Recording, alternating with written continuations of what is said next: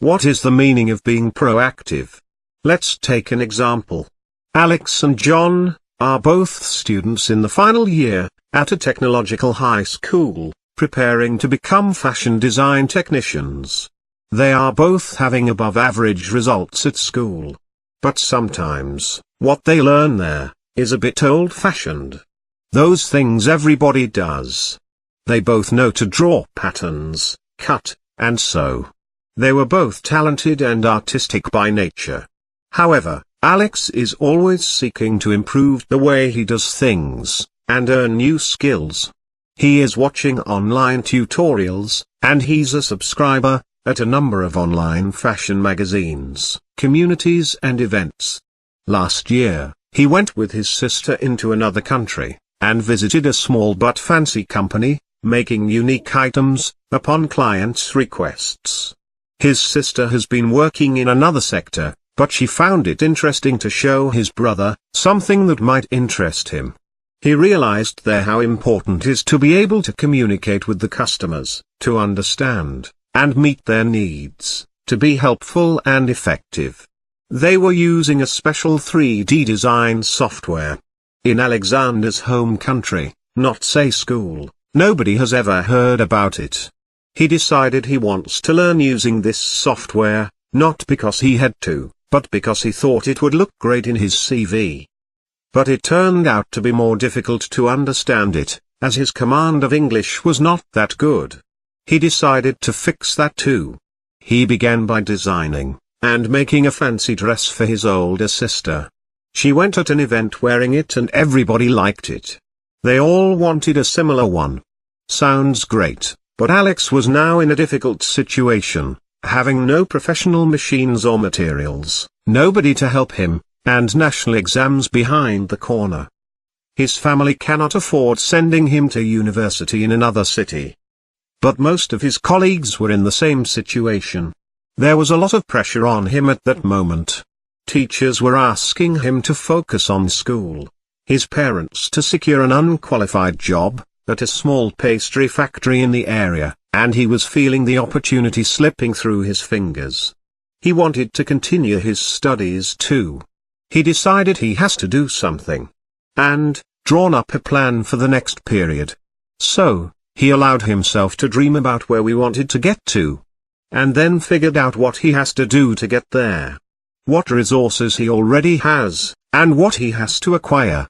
He set time apart for preparing national exams, as he really wanted to continue studies, although he was conscious that this year will not be possible.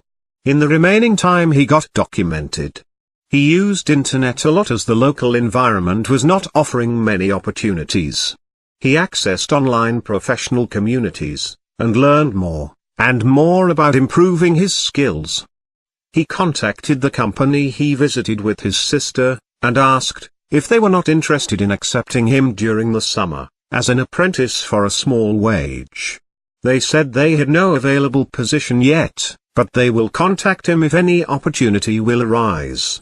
He was a bit discouraged, but still controlled his feelings, and successfully passed national exams. He wanted to get hired as soon as possible, but only positions requiring low qualifications were available in the area. He was not afraid of working, but he felt that would be a dead end.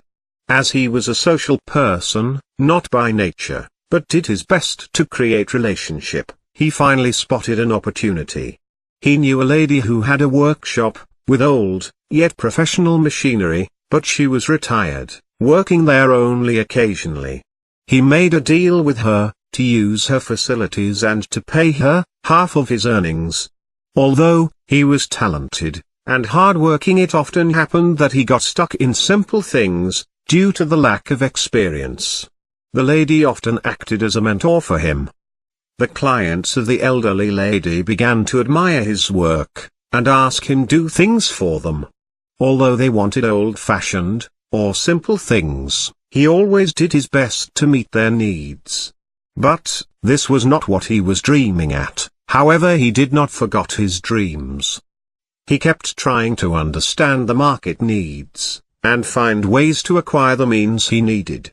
One day, The company he previously contacted called him announcing, "They have an open position." He was not expecting them to ever call, but they did.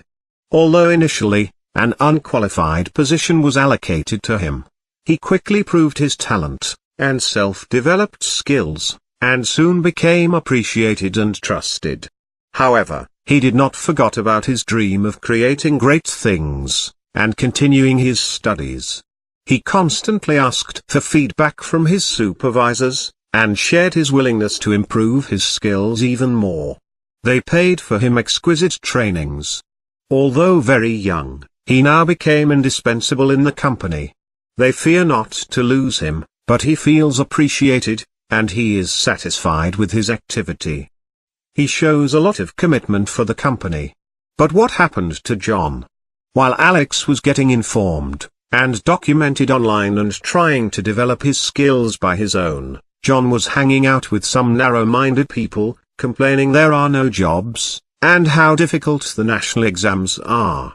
He did well at school and during practical training, but he was never doing more than it was required from him. He was contented by doing what everyone else did, although he saw the operation 100 times. And this, not because he was not creative. As I told you, he had an artistic personality. So, he ended up failing the national exams together with 3/4 of his classmates, and working in the small pastry fabric as an unqualified worker. You see here two different approaches. Alex was able to manage his feelings, feed his curiosity and not get discouraged.